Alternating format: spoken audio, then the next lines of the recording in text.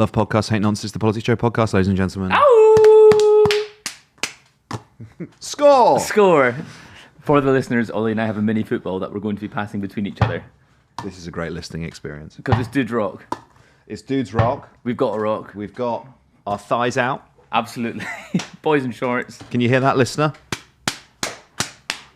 Bare thigh. That was us hitting our thighs, not us hitting our thighs together. We could try that. Yeah. We could. I don't know if we're flexible enough. If you consented. Absolutely, I do consent. How He's are called we? my bluff. That was a game of chicken and Ollie lost. Fuck. I'm good, man. How are you? Good. Sun's out. Sun's out, thighs out, as the saying goes. Mm-hmm. I am enervated by Prime Minister's questions. What does enervated mean? Like, I'm gassed, you know? It's a posh way of saying I'm gassed. You got you. Energized. I wasn't sure if you meant annoyed. I think it can mean that as well. Okay. Slightly energized to the point of irritation, perhaps. It's moved me. I am ready to engage discursively with you about Prime Minister's questions. Before we get to that, shall we discuss the three young men who've enervated a lot of the political class? Yeah. Brother. Okay, Monday, we did a little podcast, didn't we? Mm-hmm. As we were wont to do. And I thought we touched on the primary sort of underlying issue of the Kneecap discourse, which is free speech. Yep. Right? Should you be allowed to say the things that have been said? And should there be limits to our free speech? Age-old debate. Okay. And then there was an urgent question in the Commons yesterday about it. And I don't know what I was expecting. Maybe I should have just been wise to expect the collective head loss of the MPs. But, you know, if someone says kill your local MP, I guess the MPs might not like that. But nonetheless, there was outrage, there was offence, they need to be banned from playing Glastonbury. It's a good old-fashioned moral panic. Yeah, it is. And not actually a terribly innovative one either, because obviously it's not the first time. It's not the first moral panic about hip-hop or rap music, is it? Or Irish republicanism. Yeah, there was a bit of a moral panic about that in the 20th century, wasn't there?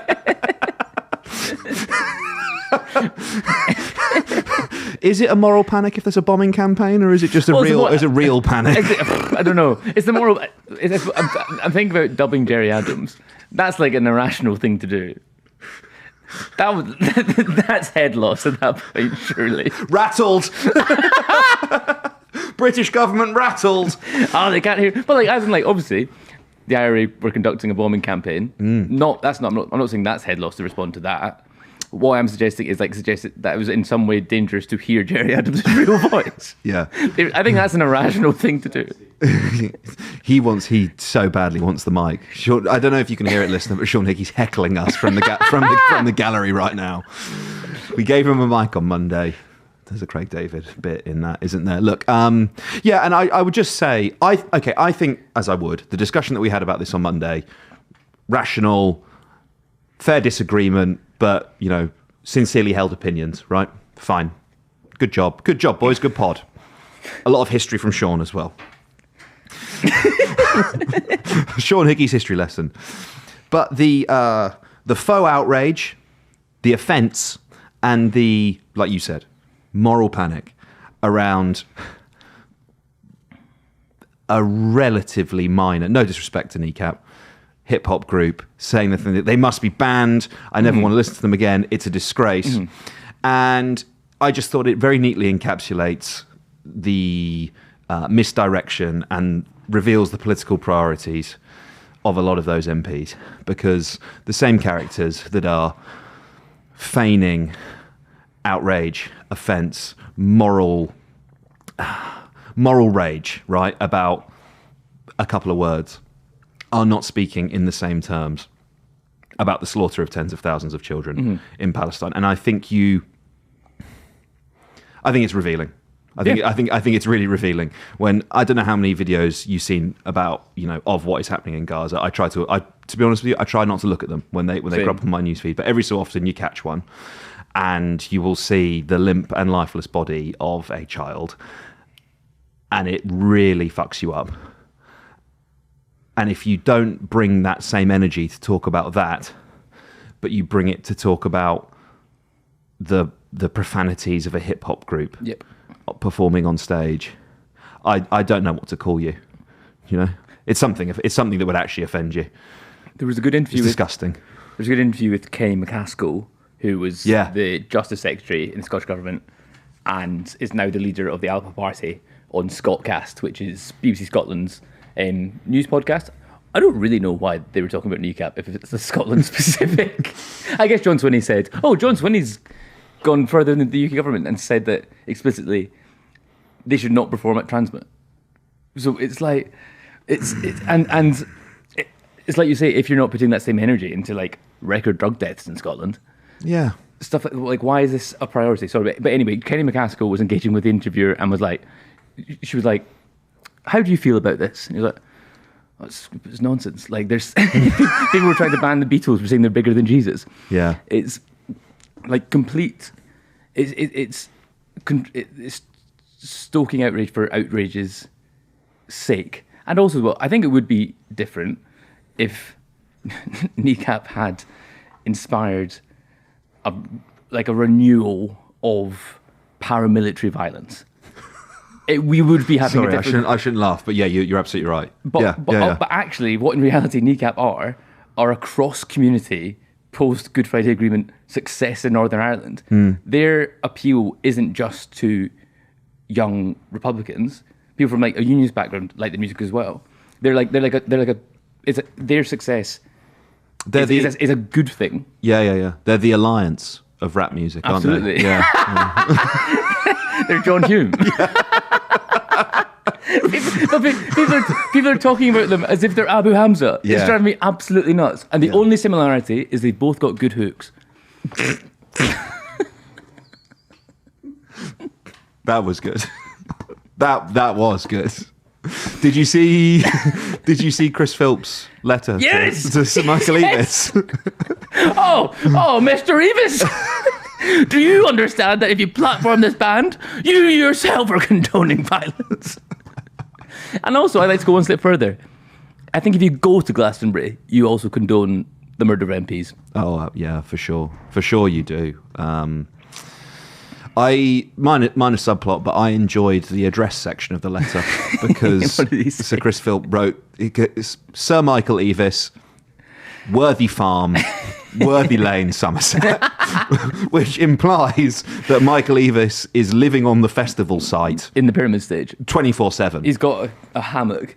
I mean, I don't know too much about this. I think they rent the fields from dairy farmers. I think is with the festival site. So I think it's across several farms. Mm-hmm. So I don't think he lives there. I don't know. I think he might do. Maybe. I know. Yeah, could do. Look, at the end of the day... he's a landlord. Oh, well, fuck Michael Eavis. Turns out I like Chris Philp now. Are you with me or against me? Eavis versus Philp. Pick a side. Is that not the most newspaper columnist argument? Yeah. Yeah, it is. I suspect that the Glastonbury Festival organisers are going to tell them to go fuck themselves. I wouldn't be surprised if they didn't acknowledge that letter. I thought just ignore it. Yeah. What? What are you talking about? What are you talking like these people?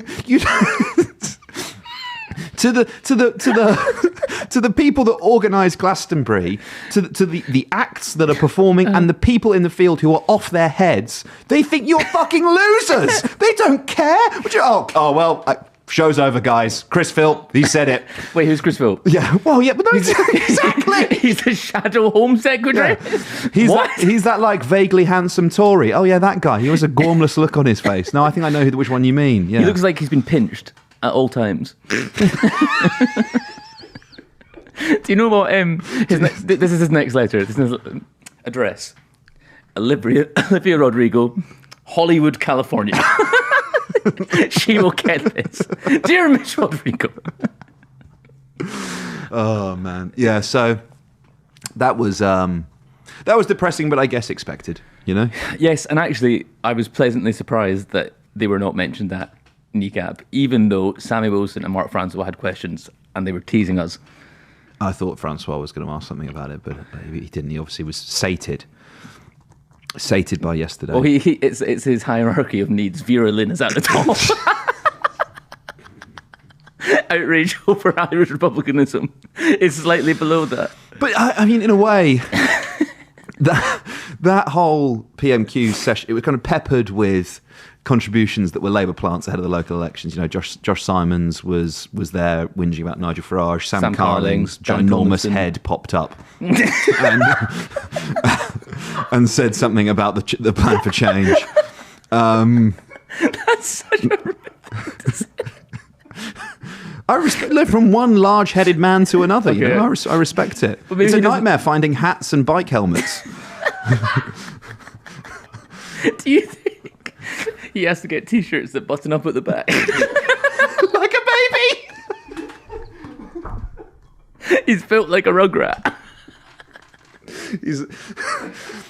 This happens when I'm like dressing my daughter because their heads are so disproportionately large compared to the rest of their bodies. There's like a moment when you're pulling the top over their head where it briefly covers their eyes and they start screaming. Oh, hell. And I'm imagining Sam Carling in the morning getting dressed. No, he's dressing himself. But every time he pulls the T-shirt over his head, oh, it's fine. Oh, it's okay. Just getting dressed. Coming out red-eyed. Mum, can you do my buttons up, please? Yeah, and even there was one planted question that the speaker didn't even... he said, don't answer that. He was, I don't bother with that. That was shite. The Prime Minister literally has no control over that. Yeah, so that was particularly depressing. And then Francois was asking if Starmer would support the erection of a Vera Lynn statue in Dover. I wouldn't have thought she'd have had one. Well, funnily enough, he basically said, like, we should put up a statue to the woman that, like, the Allied soldiers were beating their meat to as they conquered Europe. He obviously didn't say it like that.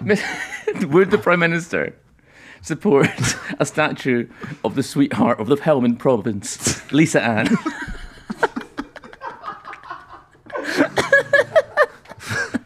Yeah, for our sweet Tommy Gooning boys.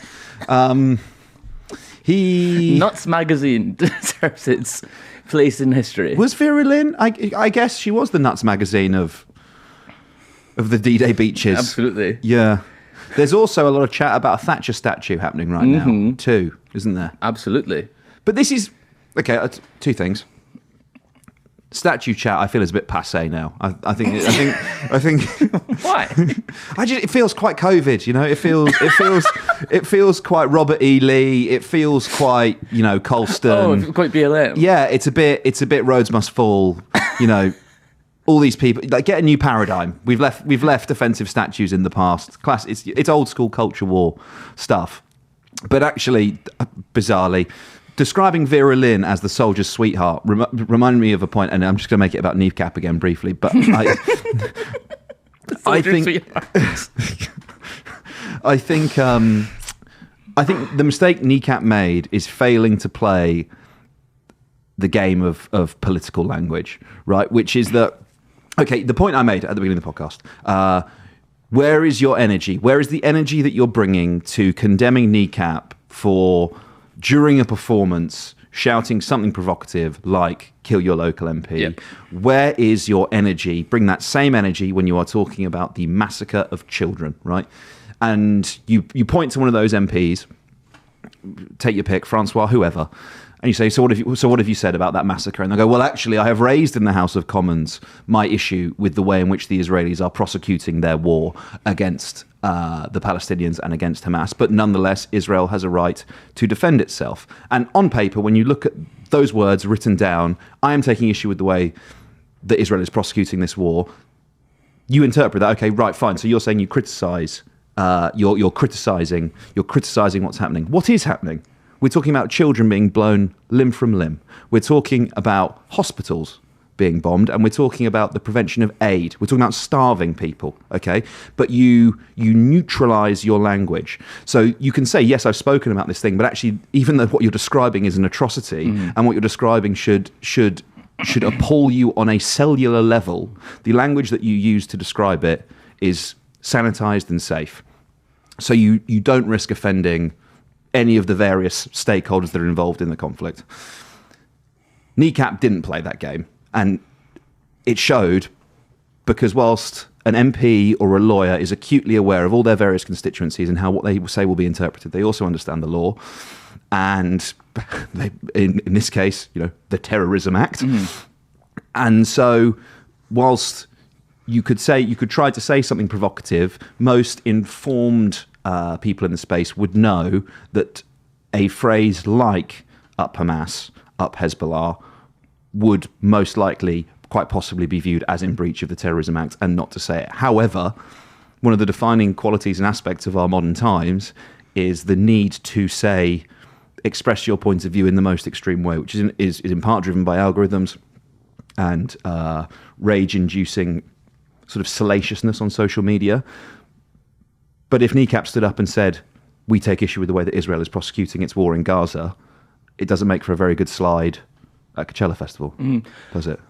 I'm not sure that we should be grading Kneecap in those terms. I'm not sure. I think Kneecap aren't politicians. They don't have constituencies they have to play for. They aren't interested in retaining Israeli engagement in the peace process. It certainly shouldn't be on them to do that.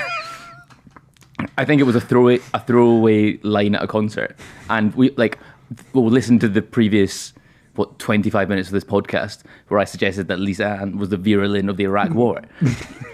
I said that without thinking. Yeah. If that's some way straight over the line,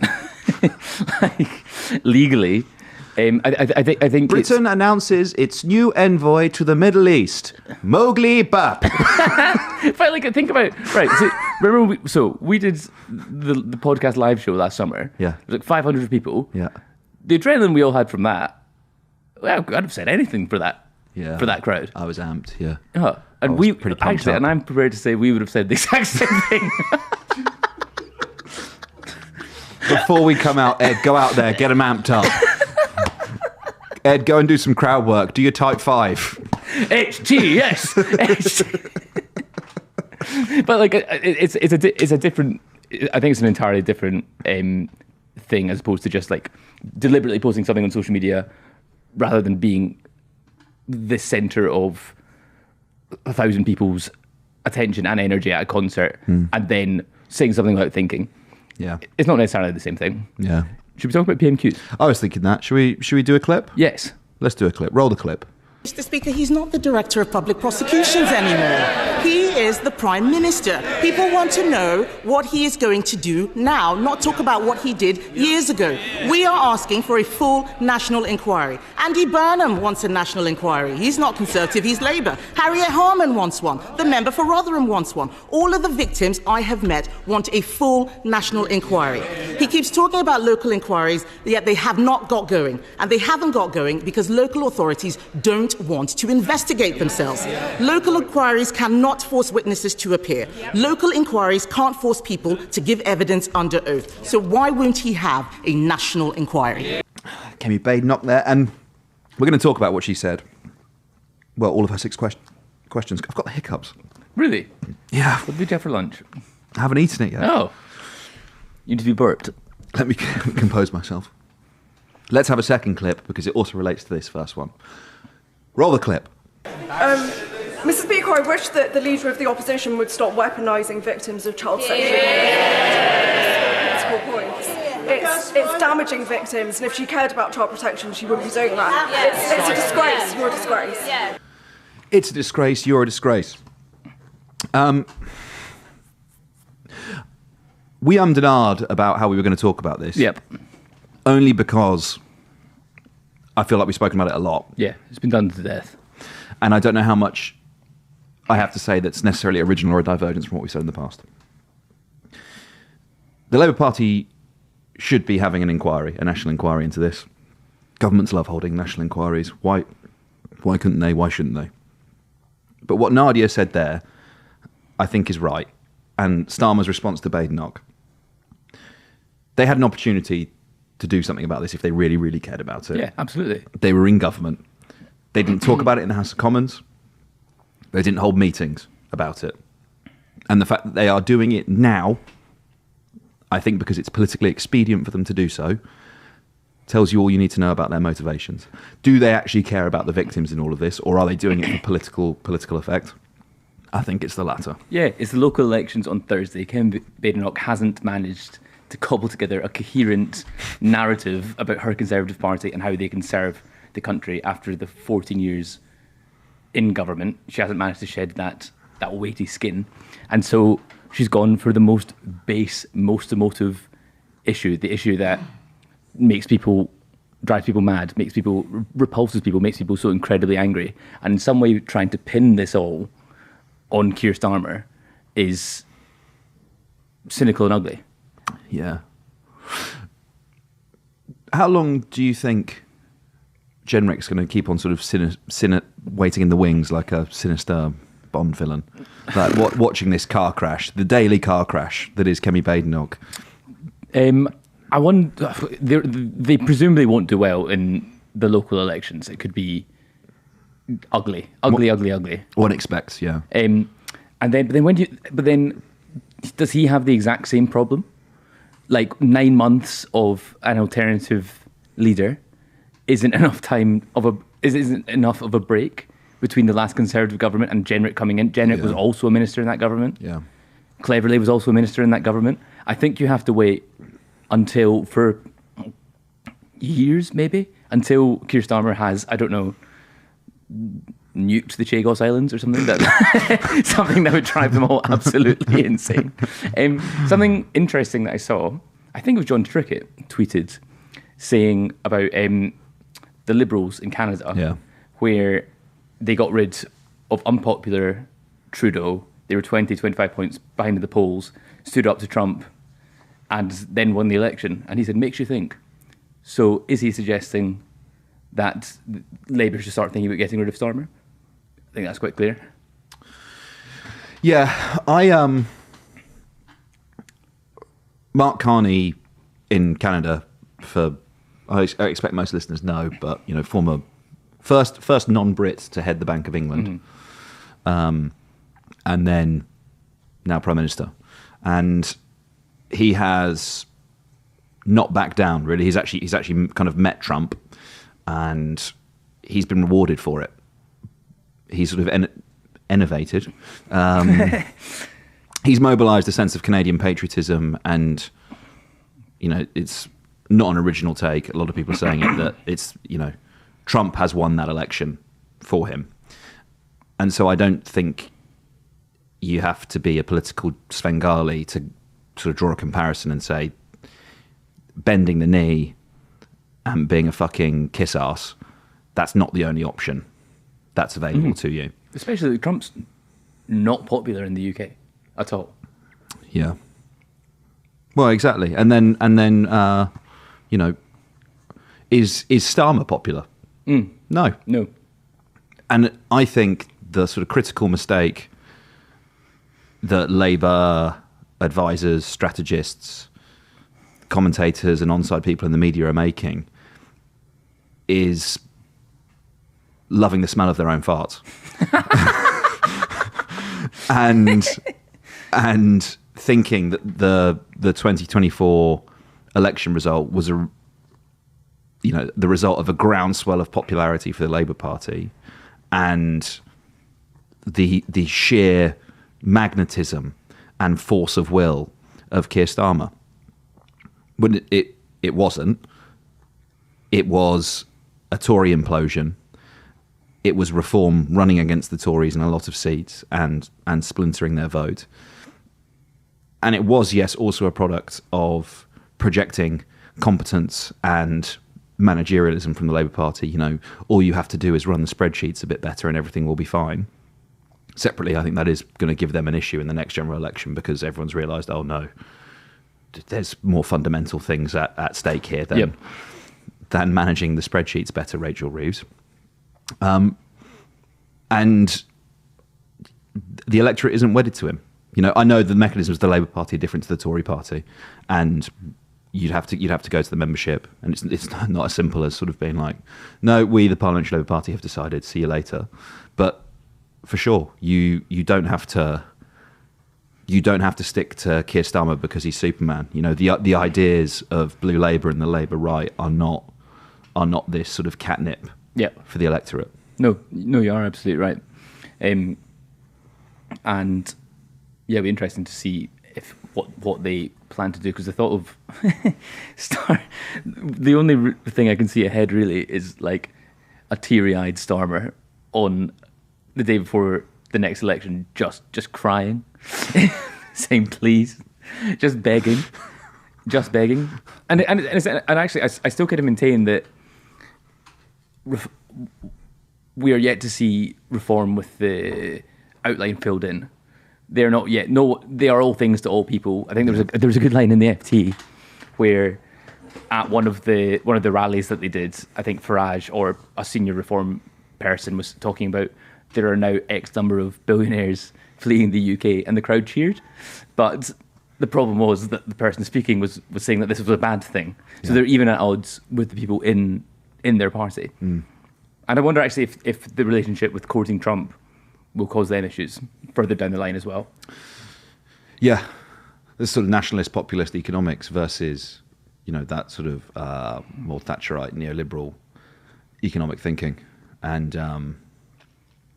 I think that the schism, if you like, is between the sort of the electorate and the professional managerial class, which Labour has come to represent, and you know those billionaires are not members of that class, but sort of spiritual figureheads of it. You know, that it's no shame to those people that cheered that, you know, the elites are leaving in their droves, because it's like we don't want them here.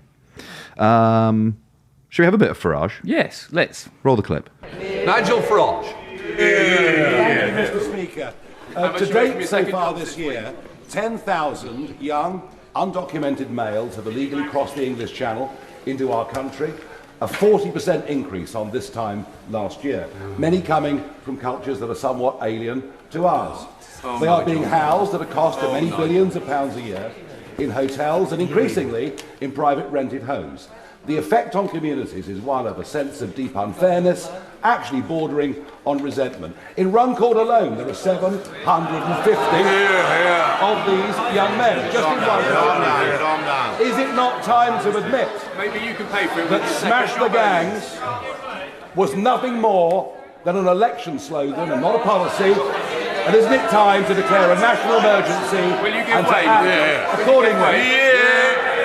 Prime Minister. I liked the bold MP saying, "Will you give way?" I was like, "No, that you can do that." But just hassling him, like in his ear, psyching him out. I chuckled at the three blokes. The other reformers would be like, "Yeah!" but then you had the three anti-reform MPs sitting behind them, like they're. I'm communicating to everyone that I disagree with. Like I was at a Kneecap concert. Yeah.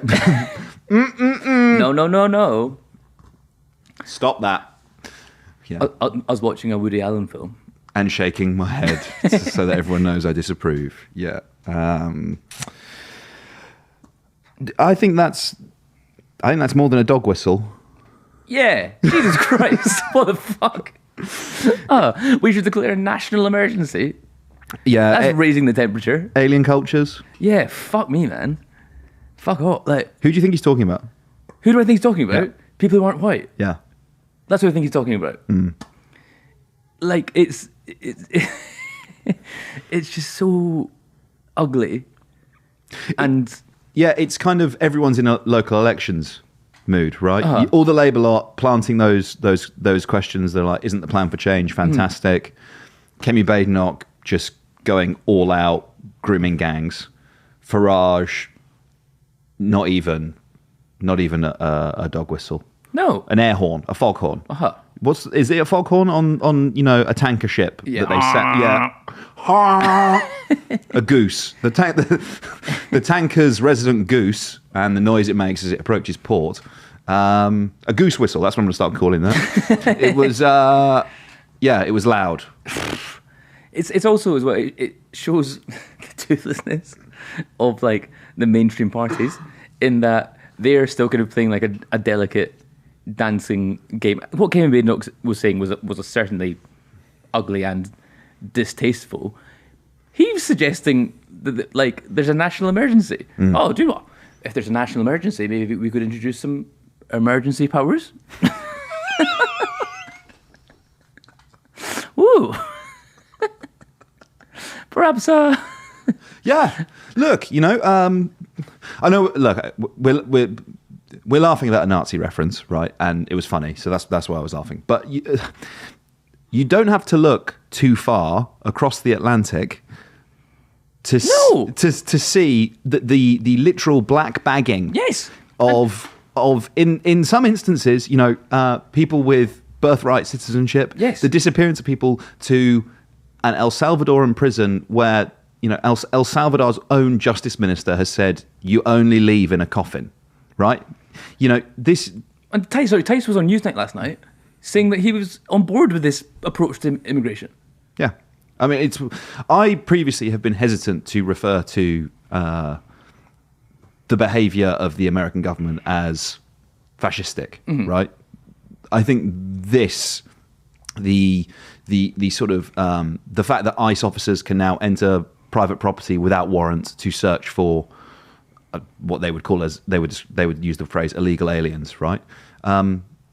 The whole, forgive me, Ed, I thought the whole Second Amendment thing was to resist tyranny, to in events of tyrannical government, break glass, grab AR-15. Yes. This seems to be the thing, right? Is this not the thing? We're disappearing people. We're shipping them off to a hellscape. But actually, no, because they're brown, it's okay, and I'm okay with it. Even though Trump is saying to Bukele when he's in the White House, let's get the citizens there. It's asked about it by a reporter. He says, "Why not? Why can't we send bad guys to El Salvador? Build me 5 more prisons."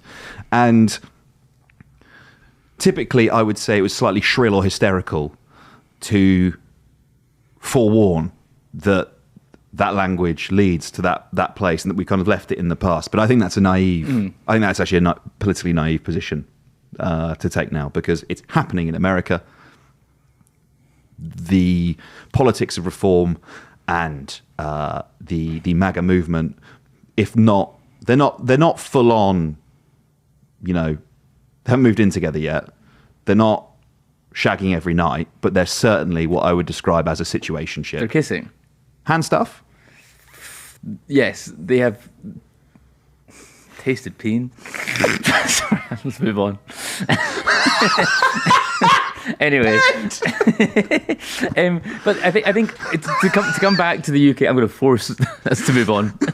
I demand that we move on. I think that's a good idea. Yeah. There was More in Common did like a focus group, and there was like just a middle class guy being like, "I think we need a coup d'état." Yeah. And if you've got people like openly saying that in focus groups, basically it's like anonymous, and you're like a middle class person, if that's how fed up people are with the situation, and it's febrile. There is like if you have like a militant, angry, like bourgeoisie, that's like pre-revolutionary conditions. And it's just if you have Mr. Petty Bourgeoisie, Nigel Farage, calling for a national emergency, that's a dangerous position for any government to be in and to fight. Because he's just escalating it. He's escalating the tension and the emotion. Do you know, I thought we were done with constitutional crises. Brexit wars, yada, yada, yada. But that context that you've just set out, and then you add to that, if current trends continue and there's a long time to go, anything could happen. Usual caveats apply. But if the next election follows the current polling and you sort of end up with 4 different parties on all of about 100 MPs, that's a dangerous political moment. Yeah. Isn't it? It's a really dangerous political moment. Particularly if a party like Reform, let's say, won the popular vote and you get some sort of perverse Labour, Tory, Lib Dem minority coalition government. Yep. I don't think this will happen, but they go, we must maintain the cordon sanitaire. Like a firewall, like an AFC firewall. Yeah. But I don't think it's beyond the pale of possibilities. Okay, and I think this leads us quite nicely onto our next clip. Tell you what, there should be a national emergency about this. Roll the clip. The playing of music and loud videos on public transport without headphones is becoming increasingly common. The various bylaws outlawing such antisocial behaviour are clearly not working, whilst planned cuts to the British Transport Police are bound to make matters worse. Will the Prime Minister back the Lib Dem plan to introduce effective enforcement and a publicity campaign to persuade people to plug in their headphones? After which, you never know, perhaps we can encourage the uncivil minority to take their feet off the seats. Prime Minister. Well, he raises a really important question of antisocial behaviour. They're laughing about it. That really sums up what they did in the last 14 years. He knows there are already strict rules in place to prevent antisocial behaviour, including fines of up to £1,000. But we are focused on tackling antisocial behaviour. It's not low level. It does affect people and their communities and their sense of safety and what they can do with their own lives. And that's why an additional £1.2 billion has been set aside for policing, 13,000 new neighbourhood police officers, new respect orders, and a named officer in every community. We are being governed by prefects. Yeah. That is the most, bollocks thing. Right, see, I got the Caledonian Sleeper from Glasgow to London fairly recently. No, not sitting on a chair. Sean did it sitting on a chair. I had a bed. But before I went to bed, I went to the dining car and there was a man, he was kind of insane. He was watching Ted Lasso on his phone without headphones. Right, okay. So I turned and went, would you mind putting headphones in? And he's like, oh, yeah. I didn't think, you should be fined £1,000. I feel unsafe. Send him to the adolescence gulag. Absolutely. Send him to the re-education camp. He doesn't respect. Do you know? I bet he was listening to Kneecap too. Yeah, disgusting. It's there is a lot of people on public transport listening to music with headphones, and it is annoying. Is it a national emergency? Does it require to be talked about in the holier than thou tones that Starmer just did? They are laughing. People are listening to music and you're laughing. What the fuck? We have commissioned a fleet of drones. They will seek and destroy all teenagers. When the drones are finished murdering fly tippers, I promised Esther Ranson that they will be used to murder people who forgot their AirPods. He actually spoke about that with more emotion than he did the child rape gangs. Yeah. Literally 20 minutes previously. But this is what gets him up. This is what gets him hard. This is his jam, you know. It's government. I suppose you do want to be governed by the most boring people in your society, but I think there are some things where you have to go, no, you're all right. You're all right, Jeff. But you'd like them to be nice. Oh, yeah, but look, this is because all of these people are absolutely terrified of speaking to another human being, right? In the morning on a commuter train, it is the most bizarre experience because there might be 500 of you, all within about a millimetre of each other. You're all looking for a place to avert your gaze so that you're neither making eye contact with anyone or, looking down someone's dress who happens to be right here. You can't look here because it's well, fucking what are you staring at, pal? So you're kind I don't know. Oh yeah, I actually really want to read the Shopify advert for the 50th time. And if you were to take your headphones off, one of those dreary poems. Yeah. It is so unsettling because it is dead silent. It's weird. And if you wish to live in a colourless, society where, you know, we all ignore each other, we're increasingly atomized, and you go to your cubicle and you fucking lock in and you maximize shareholder value, and then you go home and you eat your Soylent Green and you masturbate to Keir Starmer's government sanctioned pornography and then you go to sleep and you do it again and again and again. All right, fine. I'm off. Like, I'm up the shard and I'm throwing myself off the viewing platform, right? So if you can't watch porn in its current form, you're going to kill yourself. If you can't watch unregulated pornography, pirated, yeah. Ideally, the creator has been paid nothing at all. It's all being taken by a studio somewhere ideally in the Val. children can still access it. Yeah, exactly.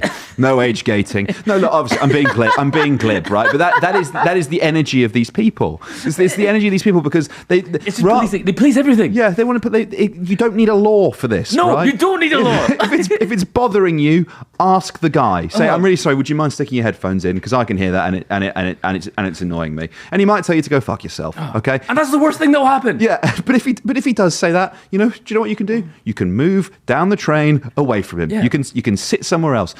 Slight side point. Headphones are really fucking expensive now. Like AirPods are expensive. You get a pair of Sony headphones. They're also expensive. I know there are cheaper options available. Sometimes people forget them. But like, it does not require. How about the police try and do something about burglary? How about the police try and improve fucking rape conviction rates? Here's an idea. Here's an idea. We deal with crime, right? But instead it's like, no, fucking lock up auntie because she said some mad racist shit on Facebook, and also that guy on the train over there who's forgotten his headphones. Sorry, buddy, it's 5 years in Starmer's Britain. Like, these people are nerds. I hate them so much. I hate them so much. You know what's going to happen? This is going to be the next Party Blue Hoop broadcast. Great news, guys. 100% conviction rate on a 13-year-old who forgot their AirPods. Every single person who might one day have a terminal illness is now dead. And you can't act as porn on your phone anymore. Yeah, man.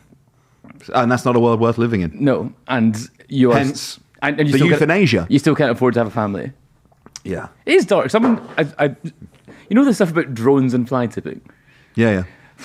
That is the casualness with which they're prepared to use drones is chilling. There was a time when we are no longer the most surveilled society in the world, because I think the good old fashioned CCP has won that race now. That's although fair. We had a good run.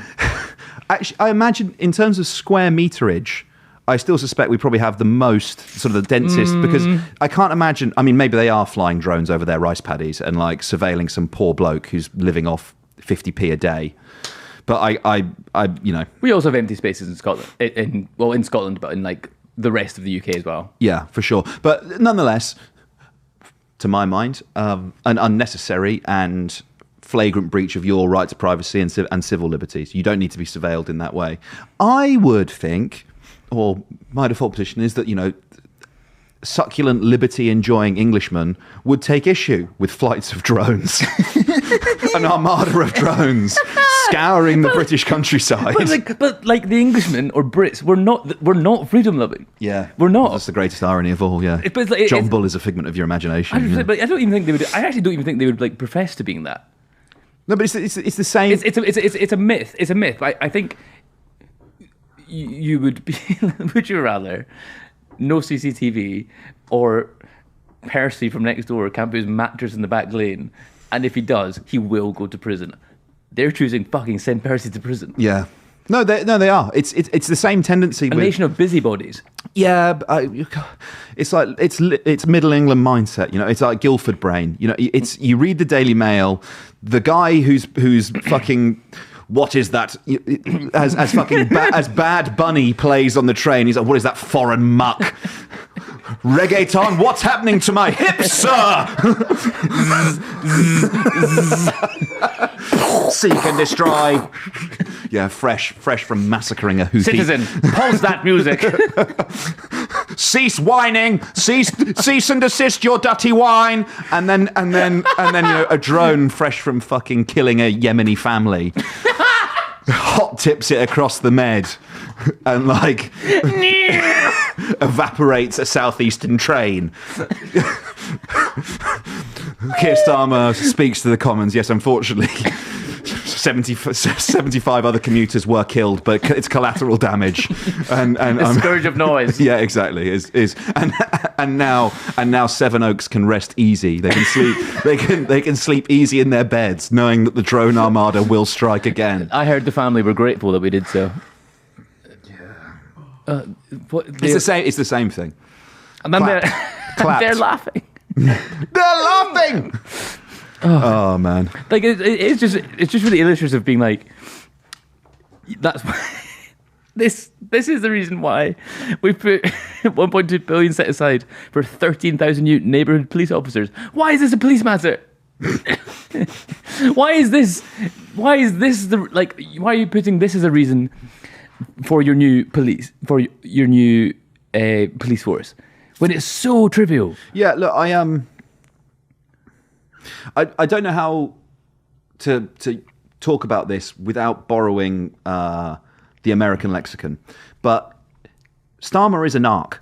Like, he is a Fed. People,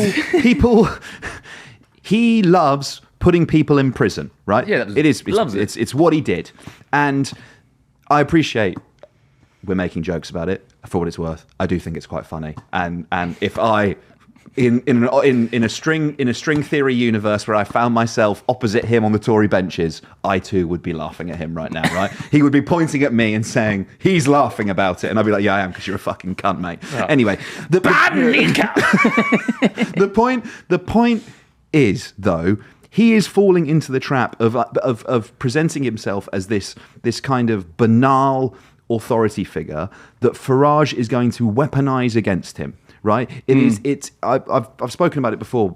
Hunter Thompson, who is not a Dominic Cummings figure, but nonetheless, I thought wrote quite perceptively in the 70s and 80s about the "fuck the bosses" vote, which is essentially the sort of the tendency that I do think actually is there and is the undercurrent, and it's the sort of thing that you could point to when you're asking about what was it that motivated a lot of that Brexit vote, which is essentially you're no longer fulfilling my wishes as the elected leaders of this country. My life is getting worse. I've had enough of you. Mm-hmm. I'm not taking it lying down anymore. I reject your authority, right?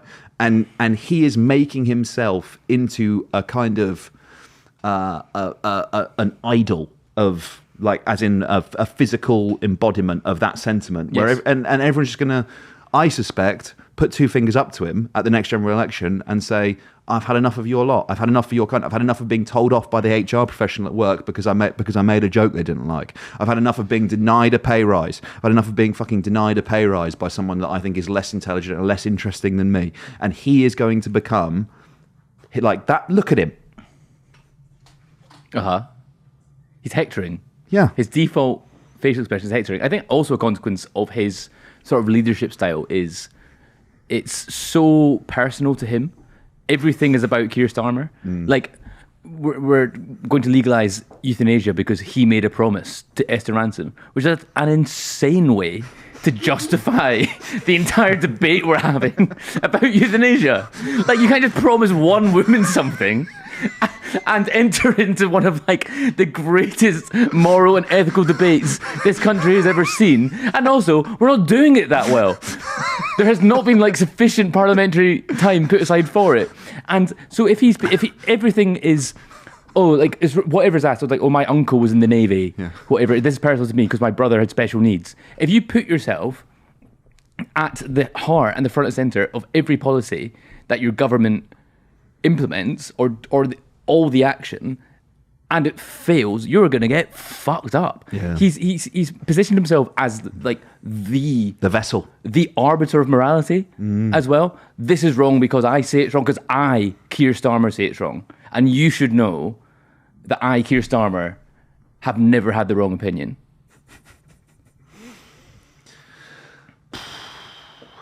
I think we cooked. I think it was good.